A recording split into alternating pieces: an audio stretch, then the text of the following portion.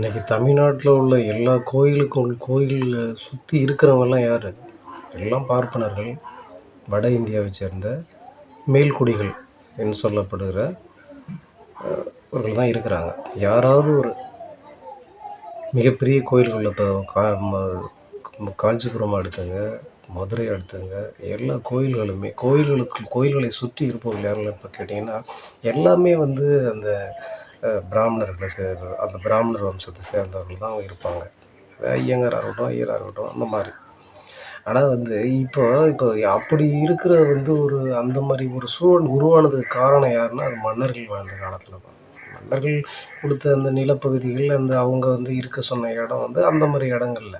இப்போ அங்கே வந்து ஒரு பட்டியல் சமூகத்தை சேர்ந்தவங்க யாரும் இருக்கல. அங்கே வந்து குடிபெயர்ந்து அவங்களுடைய வீடுகள் சுற்றி இருக்க எங்கேயுமே கிடையாது. அதே போல் வந்து இப்போ வந்து பிற்படுத்தப்பட்ட சமூகத்தை சேர்ந்தவர்களும் அங்கே இருக்க வாய்ப்பு இல்லை. எல்லாம் அவங்க தான் இருக்காங்க. அப்போ அப்படி இருக்கும்பொழுது அப்போ அந்த மன்னர்களுடைய ஆட்சி காலத்தில் அவங்களுக்கு வழங்கப்பட்ட சில சலுகைகள், சில உரிமைகளால் தான் அவங்க வந்து பிராமணர்கள் வந்து அந்த ஒரு நிலைமைக்கு வராங்க. அது இன்னமும் தொடருது.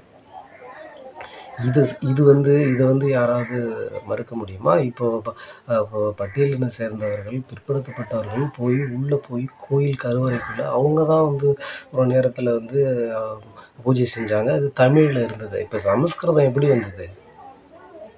பிராமணர்கள் கோயிலுக்குள்ளே வந்த பிறகு தானே அந்த சமஸ்கிருதம் உள்ளே வந்தது. சமஸ்கிருதம் எங்கேருந்து வந்தது? தமிழ்நாட்டிலேருந்து உருவானதா சமஸ்கிருதம்? அப்போ அது எங்கேருந்து வந்ததோ, அப்போ அது வந்ததுன்னா, அந்த வந்ததுக்கு காரணம் யாருன்னா, அது மன்னர்கள் தான். அதை அவர் சொல்கிறாரு. இந்த மன்னர்கள் வந்த பிறகு தான் வந்து சமஸ்கிருதம் உள்ளே வந்தது. அந்த அவர்களுடைய மொழி, அந்த தமிழ் மொழி வந்து பற்று குறைய ஆரம்பிச்சுது அப்படிங்கிறத அவர் சொல்கிறாரு. அது திருமாவளவன் அவர்கள் சொன்னதில் எந்த தவறும் அதில் ஒன்றும் தவறாக தெரியலையே. இப்போ நீங்கள் மன்னர்களை தூக்கிட்டு நீங்கள் வர்றது ஓட்டுக்காக தானே. அந்த மன்னர்கள் வந்து ஓட்டு போட போகிறதில்ல, மக்கள் தான் ஓட்டு போட போகிறாங்க. அவர் ஏதாவது சொன்னால் அந்த டாபிக் வந்து அது மக்கள்கிட்ட போய் சேர்ந்துடும். அது சேரும் பொழுது மக்களினுடைய மனநிலை வந்து மன்னர்கள் மேலே உள்ள ஒரு நல்ல மதிப்பு வந்து இருக்குது. அது மாறிடும் அப்படிங்கிறதுனால வந்து தான் எல்லாரும் வந்து உடனே இதை பார்த்துட்டு உடனே குறைகளை சொல்லிக்கிட்டு மீடியாக்களில் வந்து இதை விளம்பரப்படுத்திக்கிட்டு இருக்காங்க. இப்படிப்பட்ட ஒரு சூழ்நிலையில் திருமாவளவன் அவர்களுக்கு துணை நிற்பது ரொம்ப அவசியமான ஒன்று. இதை நம்ம துணை நிற்கிறோன்னு சொல்கிறத விட இது உண்மையை பேசுகிறோம். உண்மையான விஷயம். ஆரியர்கள் உள்ளே வந்த பிறகு இது நடந்ததா? கிடையாது. மன்னர்கள் இருந்த பிறகு அவங்க வந்தோன்னா அவங்களுக்கான அந்த சலுகைகளை அந்த மன்னர்கள் கொடுத்து மன்னர்களால் உருவாக்கப்பட்டது தான் அந்த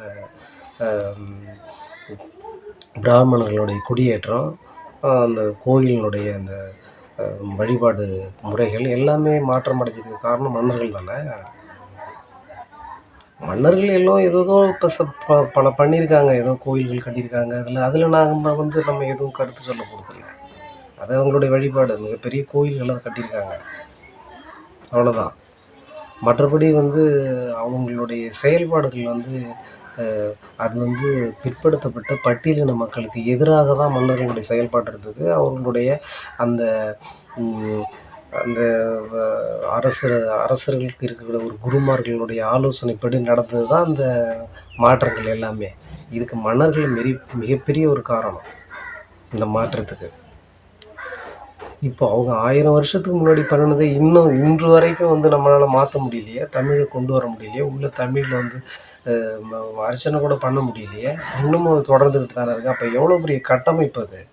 அப்படி உருவாக்கப்பட்ட அந்த கட்டமைப்பை தான் அவர் வந்து அந்த கட்டமைப்பு மேலே உள்ள இந்த கட்டமைப்பை சிதைக்கணும்னா இன்னும் பலாயிரம் வருடம் ஆகும். அந்த மாதிரி ஒரு சூழல் இருக்குது. அதனால தான் அவர் வந்து இது வந்து மன்னர்களை எனக்கு பிடிக்காது, மன்னர்களுடைய அந்த காலத்துக்கு பிறகு தான் இப்படி ஒரு மாற்றம் வந்ததுங்கிறது தான் அதை சொல்ல வந்தார் ஒழிய, இதை வந்து நீங்கள் அப்படியே அரசியலாகி அப்படியே மக்கள்கிட்ட கொண்டு போய் அப்படியே திசை திருப்பி அப்படியே ஓட்டாக வாங்கிடலாம் அப்படின்னு நினச்சா அது ஓட்டும் உங்களுக்கு கிடைக்காது. அது இந்த பரப்புரையும் எடுபடாது மக்கள்கிட்டன்னு சொல்லி அடுத்த வீடியோவில் சந்திப்போம். நன்றி, வணக்கம்.